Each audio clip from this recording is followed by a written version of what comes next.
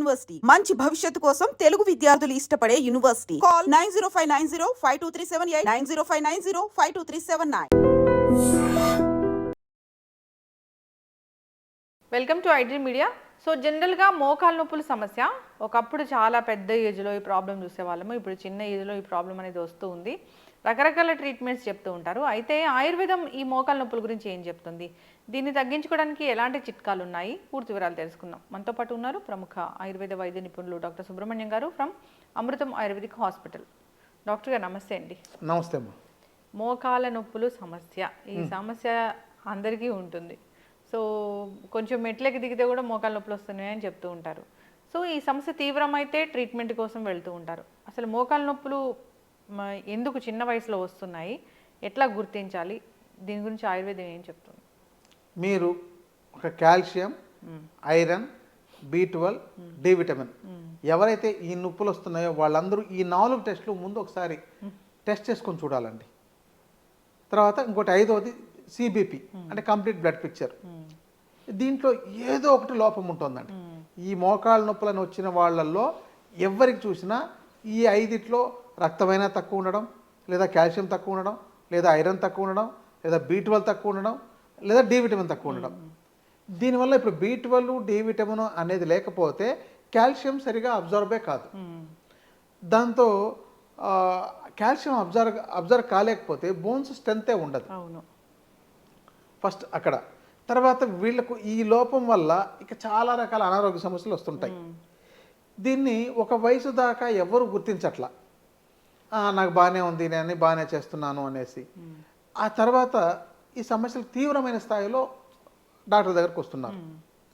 ఇంకొకటి ఏంటంటే ఇప్పుడున్న ఆహార విధానము, జీవనశైలి వల్ల ఏ నొప్పులు లేకుండా ఉండేవాళ్ళు చూడలేకపోతున్నాం. ఉదాహరణకు నా దగ్గరకు వచ్చిన ఒక ఈ జిమ్నాస్టిక్స్ ఇట్లాంటివి నేర్చుకుంటున్నామని, డ్యాన్స్ నేర్చుకుంటున్నామని, లేకపోతే ఇలా స్కూల్ పిల్లలు వాళ్ళు డ్యాన్స్ నేర్చుకోవడం, లేదా జిమ్నాస్టిక్స్ నేర్చుకోవడం, ఎక్సర్సైజ్కి వెళ్ళడం, జిమ్లకు వెళ్ళడం, ఇలాంటి వాళ్ళే ఈరోజు నొప్పులతో బాధపడుతున్నారు.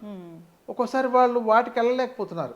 కారణం ఏంటంటే చిన్నప్పటి నుంచే వాళ్ళకి సఫిషియెంట్ డి విటమిన్ ఉన్నట్ల అంతా మొత్తం బాడీకి అంతా ప్యాక్ చేసి స్కూళ్ళకు, కాలేజీలకు పంపిస్తున్నారు.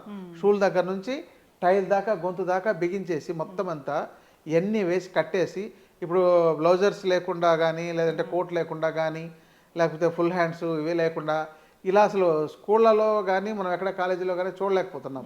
ఇదొక అంతా మొత్తం కట్టేసి పెట్టేసినట్టు వెళ్తున్నారు. ఇంకా వీళ్ళు వెళ్ళి ఏసీ బస్సుల్లోనో, ఏసీ కార్లోనో, లేదా ఏదో కొంత సన్ ఎక్స్పోజర్ ఉంటుంది తప్ప మిగతా అసలు శరీరాన్ని బట్టలు ఇప్పేసి ఒక డ్రాయర్తోనో, ఒక చెడ్డీ లాంటి వాటితోనో, లేకపోతే ఒక మినిమం డ్రెస్తోనో వాళ్ళు బయట కనీసం గంట కూడా ఉండే అవకాశాలు లేదు.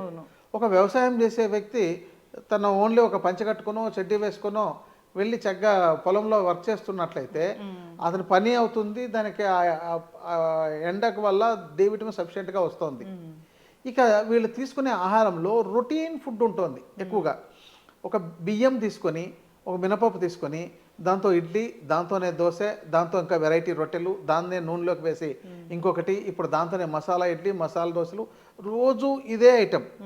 మళ్ళీ సాయంత్రం వచ్చేసరికి ఏ చపాతీ, గోధుమలతోనో పూరి, లేకపోతే చపాతీలు. ఇది అంటే న్యూట్రిషన్ ఉండే పదార్థాలని వీళ్ళు ఎవ్వరూ ఎక్కడా తీసుకోవడం లేదు. వీటినే టేస్ట్ మార్చి తీసుకుంటున్నారు, మార్పులు చేసి. కాబట్టి శరీరానికి సరిపడినంత న్యూట్రిషన్ అందట్లేదు. ఆకుకూరలు వాడట్లేదు. కూరగాయలు మా పిల్లాడు వంకాయ తినండి, ఇంకోటి బెండకాయ తినండి, ఇంకోటి బీరకాయ తినండి అని మీరు ఆహార పదార్థాలు, వెరైటీ పదార్థాలను వెతికి తీసుకోవాలి. ఇప్పుడు ఈ మనకు ఎండబెట్టిన పుట్టగొడుగుల్లో డి విటమిన్ వస్తుంది అని అంటున్నారు. ఎంతమంది ఎండబెట్టిన పుట్టగొడుగులు తీసుకుంటున్నారు? అట్లాగే ఒక వంకాయ కానీ, బెండకాయ కానీ, దొండకాయ కానీ కోసి ఎండబెట్టి ఎప్పుడైనా దాన్ని వరిగల్లాగా చేసుకొని తింటుండే వాళ్ళు ఎంతమంది ఉన్నారు? వీళ్ళకి ఎవరికి రావట్లేదు. అట్లా కూడా ఉంటుంది డి విటమిన్. అవునండి, ఎందుకంటే సన్లో ఎండబెడతారు కదా. సో దాంతో అబ్జర్వ్ చేసుకోవడం వల్ల, అలాంటి ఆహారం తీసుకోవడం వల్ల కొంతవరకు సపోర్టివ్గా పనిచేస్తుంది. ఇది కాకుండా B12 తగ్గిపోతుంది. దీనికి ఎంతను మన వాళ్ళు మాంసాహారమే అని చెప్తున్నారు. వీళ్ళు ఒక్కోసారి చాలా మంది చాలా మాంసాహారాలు తిన్నా కూడా ఆ B12 రావట్లేదు. పొట్టు పదార్థాలు తింటే వస్తుంది కదా డి విటమిన్ వస్తుందండి. పొట్టు పదార్థాలు ఇప్పుడు B12 కూడా ఇప్పుడు పచ్చి మామిడికాయ తీసుకుంటే వస్తుందండి. పచ్చి మామిడికాయని తినేటోళ్ళు ఎంతమంది ఉన్నారు? ఓకే, ఎక్కడ లేదు. అది చివరికి ఆ మామిడి టెంక అంటే లోపల మళ్ళీ అది పైన దాన్ని తీసేస్తే లోపల గింజలాగా ఉంటుంది కదా, దానిలో కూడా వస్తుందని. అది B12 వస్తుందా? B12 వస్తుంది అంటే ఈ మధ్య కొన్ని పరిశోధనలు. జీడి, అవునండి, జీడి అంటారు కదా అది. ఇలా కొన్నిట్లో B12 ఉన్నాయండి. వాటిని తీసుకోవడే అవకాశాలు లేకుండా పోతున్నాయి. ఈ మధ్య ఇది చెప్పి కొంతమంది పౌడర్ రూపంలో మార్కెట్లో దొరుకుతుంది, దాన్ని తీసుకుంటున్నారు. అట్లా తీసుకోవచ్చు డాక్టర్ గారు? కొంత మోతాదులో తీసుకోవచ్చండి, ఎక్కువ మోతాదులో తీసుకోకూడదు. అది కూడా 1/2 చెంచా మించి తీసుకోకూడదు.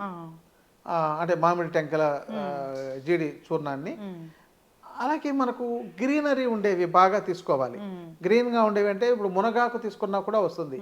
మునగాకు వండుకుంటారా అని ఒక పెద్ద ఆశ్చర్యంతో అడుగుతున్నారు. ఈ మధ్య ఇలాంటి డాక్టర్లు చెప్పబట్టి మునగాకు పౌడరు అవన్నీ కూడా, మునగాకు మీరే చెప్పారు ఎన్నో వందల జబ్బులకు అది ఔషధం అని. అవునవును. సో ఈ ఆకుకూరలు అసలు చాలా మందికి తెలియట్లేదు. ఇంకోటి అంటే ఆకుకూరలు మొత్తం అంతాను ఏదో రెడీమేడ్గా మన వాళ్ళు ఏదో పంటలేసి తీసుకొచ్చిన దాన్ని తీసుకుంటున్నారు తప్ప వైల్డ్గా చాలా చోట్ల చాలా ఆకుకూరలు పెరుగుతాయి. మనం సేకరించుకోగలిగితే 300-400 రకాల ఆకుకూరలు సేకరించుకోవచ్చు. మన వాళ్ళకి 30-40 కూడా తెలియదు, చివరికి 3 దగ్గర 4 దగ్గర ఆగిపోతున్నారు. సో ఇలాంటి వాటి వల్ల సఫిషియెంట్ న్యూట్రిషన్ లేక, బ్లడ్ లేక ఈ యొక్క సమస్య వస్తుందండి. ఇప్పుడు మోకాళ్ళ నొప్పులు సమస్య వచ్చింది, ఆయుర్వేద వైద్యుల దగ్గరికి వచ్చారు, ఎట్లా తగ్గిస్తారు? కండిషన్ అండి, వాళ్ళకి ఇంకా రకరకాల కారణాలు ఉంటాయి. ఒక న్యూట్రిషన్తో ఎక్కువ మందికి న్యూట్రిషన్ లోపంతోనే ఎక్కువ వస్తుంది కాబట్టి ఇది ఎంతసేపు చెప్పాను. ఇక మిగతా అది ఇప్పుడు గ్యాస్ ట్రబుల్ ఉన్నా కూడా వస్తుంది.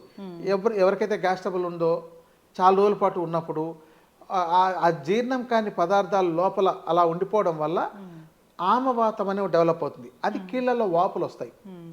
దానివల్ల వాళ్ళకి అప్పుడప్పుడు ఫీవర్ రావడం, ఈ జాయింట్స్ అన్ని వాపులు చేయడం, ఉదయం లేవగానే ఎలా అంటే అవి కనీసం ఇవి మడతపడడానికి కూడా కష్టంగా ఉండడం, ఈ సమస్య వల్ల కూడా దీన్ని ఆమవాతం అంటారు, రొమటాయిడ్ ఆర్థరైటిస్ అంటారు. ఇది ఎక్కువ మందికి వస్తుంది.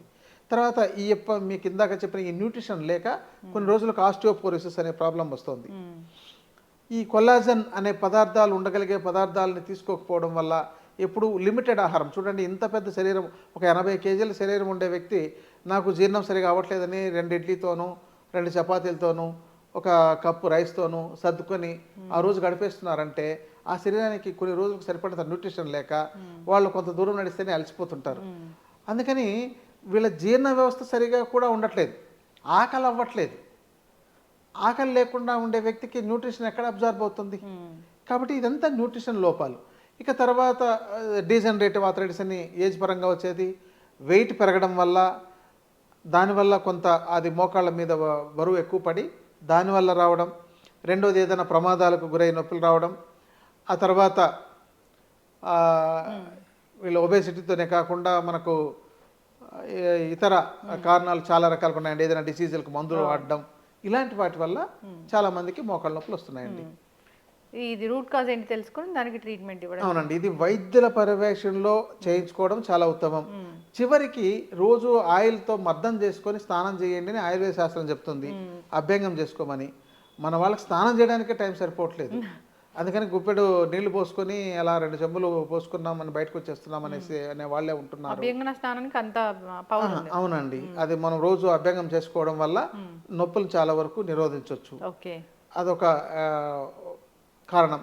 రెండవది ఏంటంటే చాలా మందికి చూడండి, మీరు వాళ్ళ దగ్గరికి వెళ్తే స్మెల్ బాగా దుర్వాసన వస్తుంటుంది. కారణం ఏంటంటే వాళ్ళ శరీరంలో చెడిపోయిన కణజాలం, మృత కణజాలం లోపల ఉండడం వల్ల. ఎందుకంటే వీళ్ళు న్యూట్రిషన్ లేని పదార్థాలు తీసుకోవడం, సరిగా విరేచనం కాలేకపోవడం, కాన్స్టిపేషన్ మలబద్ధకం లాంటివి ఉండడం వల్ల ఈ యొక్క దుర్వాసన వస్తుంటుంది. అందుకని శరీరం ఎప్పుడు దుర్వాసన వస్తుందంటే వాళ్ళకు లోపల మృత కణజాలం ఉన్నందువల్ల చాలా వరకు చాలా ఆర్గాన్స్కు ఇబ్బంది కలిగే అవకాశాలు ఉన్నాయి, రోగాలు వచ్చే అవకాశాలు ఉన్నాయి. కాబట్టి వీళ్ళు ఏంటంటే వైద్యుల పర్యవేక్షణలో అప్పుడప్పుడు విరేచన చికిత్స అని ఒక ఔషధాలతో కొన్ని తీసుకునే ఉంటాయండి. శరీరం శుద్ధి చేసుకోవడం, మంచి కణజాలాన్ని డెవలప్ చేసుకోవడం, ఇలాంటి వాటిని వైద్యుల పర్యవేక్షణలో చేసుకోవాలి. దీనికి ఇంకా చెప్పాలంటే ఆయుర్వేదంలో పంచకర్మ చికిత్సా విధానం అని ఉంటుంది. ఆ విధానంతో చేసుకున్నట్లయితే ఇవి తగ్గుతాయండి. మరి ఈ మోకాళ్ళ నొప్పులు వస్తున్నాయి, ఏదైనా దాని మీద ఆవిరి లాంటిది పెట్టడం కానీ ఏదైనా పెడితే ఇది నొప్పి తగ్గుతుంది అని ఏమైనా అంటే రెమెడీస్ ఉన్నాయి? హోమ్ రెమెడీస్ చాలా ఉన్నాయండి. ఇసుక వేపుడు చేసి ఒక గుడ్డలో ఒక మూట కట్టి కాపడం పెట్టుకున్నా కూడా కొంతవరకు తగ్గుతుందండి. ఏదైనా ఆయిల్ని మర్దన చేసుకున్నా కూడా తగ్గుతుంది. అంటే దాంతో ఇక వాళ్ళ ఇంట్లో తయారు చేసుకోవాలనుకుంటే మంచి తైలం అనుకోండి, ఇప్పుడు నువ్వుల నూనె 1 కిలో తీసుకొని, వెల్లుల్లి బాగా దంచి, వెల్లుల్లి ఉంటుంది కదా మనకు, అది 1 కిలో తీసుకొని దీన్ని బాగా దంచేసి ఈ నువ్వుల నూనెలో కలిపి మొత్తం కలిపేసి దానికి 2 అంటే ఇది 1 కిలో నువ్వుల నూనె కిలో అయింది, 2 కిలోలు అయినాయి కాబట్టి దీనికి ఒక 4 లీటర్ల నీళ్లు పోసేసి ఇక మెల్లగా మరిగిస్తుండాలి స్టవ్ మీద. మరిగిస్తే మొత్తం ఆ నీరంతా ఆవిరైపోయిన తర్వాత ఈ వెల్లుల్లంతా మాడిపోయినట్టు అయిపోయి ఆ మొత్తం తైలం మాత్రం మిగులుతుంది. మళ్ళీ దాన్ని దించి చల్లార్చి నీరంతా పూర్తిగా ఆవిరైపోయిన తర్వాత మనకు అర్థమవుతుంది ముందు పెట్టినప్పుడు ఎలా ఉంది, తర్వాత ఎంత క్వాంటిటీ ఉందని మనకు అర్థమైపోతుంది. దాన్ని తైలపాకం రావడం అంటారు. చేసిన తర్వాత దాన్ని దించి వడబోసుకొని, అంటే ఒక గుడ్డలోకి వేసి వడబోసి బాగా పిండేసుకుంటే తైలం తయారవుతుంది. దానిలోకి కొంచెం కర్పూరము, ఈ మెంతాలను దొరుకుతుంది మనకు మార్కెట్లో, వాంపు అనే అంటారు, వాంపు పుదీనా పువ్వు అంటారు, మెంతాల్, తైమాల్, ఈ యొక్క క్యాంఫర్, ఈ మూడింటిని కలుపుకోవచ్చు. లేదంటే ఏదైనా ఒక దానిలో రెండింటిని కూడా కలపవచ్చు వాళ్ళకి అందుబాటులో ఉన్నదాన్ని బట్టి. 1 కేజీకి 20 నుంచి 30 గ్రాముల మోతాదులో వాటిని ఈ మూడింటిని కలిపేస్తే లిక్విడ్ అయిపోతుంది, దాన్ని కలిపేసేయచ్చు. లేదంటే కర్పూరాన్ని కూడా కలపొచ్చు అనమాట. మనకు దాంతో ముద్ద కర్పూరం తీసుకోవడం మంచిది, పచ్చ కర్పూరం కూడా తీసుకోవచ్చు. అలా కాకుండా హారతి కర్పూరం తీసుకోవద్దు. హారతి కర్పూరం ఫుల్లీ అది ఆర్టిఫిషియల్ కదా, ఆర్టిఫిషియల్. ఇది ఏదంటే ముద్ద కర్పూరం కూడా ఆర్టిఫిషియలే, కానీ దాంతో అక్కడ వెలగడానికి కొన్ని వేరు కలిపి ఉంటారు, ఇది అలా కలిపి ఉండరు అనమాట. దీన్ని కలిపేసి ఈ ఆయిల్తో వీళ్ళు నొప్పులకు మర్దం చేసుకుంటుంటే నొప్పులు తగ్గుతాయండి. ఇక వీళ్ళకు కాల్షియం డెఫిషియన్సీ, ఇంతకు ముందు చెప్పినట్టు కారణాల్లో ఏమైనా ఉన్నట్టయితే వాటికి తగిన చికిత్స కానీ టాబ్లెట్స్ తీసుకోవడం కానీ, లేదంటే వైద్యుల పర్యవేక్షణలో మునగాకు లాంటివి హెర్బల్స్ కొన్ని వాడుకోవడం కానీ చేసుకున్నట్లయితే ఈ సమస్యను అధిగమించవచ్చండి. చక్కగా చెప్పారు డాక్టర్ గారు. ఎందుకు వస్తుందంటే మీరు చాలా చెప్పారు, కారణాలు ఏంటి అని చెప్పారు.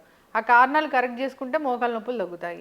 అంతేకాదు రకరకాల హోమ్ రెమెడీస్ కూడా ఉన్నాయి, ఉపశమనం కావాలంటే ఆ విధంగా చేసుకోవచ్చు. డాక్టర్ దగ్గరికి వెళ్తే అసలు ఏంటి వాళ్ళ ప్రాబ్లం అనేది దాన్ని కరెక్ట్ చేసి సో ఈ ప్రాబ్లం తగ్గించడానికి ట్రీట్మెంట్ అనేది ఇస్తారు. చక్కగా చెప్పారండి, ఫాలో అవ్వాలని కోరుకుందాం. ధన్యవాదాలు డాక్టర్ గారు. నమస్తే అండి. Sir, one life lesson what medicine has taught you. Whatever you can do without expecting.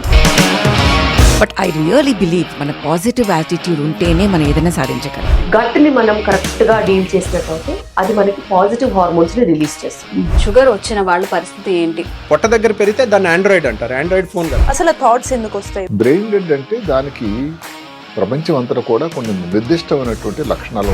మానసికంగా ధైర్యంగా ఉంటే క్యాన్సర్ జయించవచ్చు. You are a doctor for a cause sir, అంతే. వాళ్ళకి వచ్చిన ఆదాయం కాకుండా ఫ్రీ సర్వీస్ ఎంతమందికో చేస్తుంది.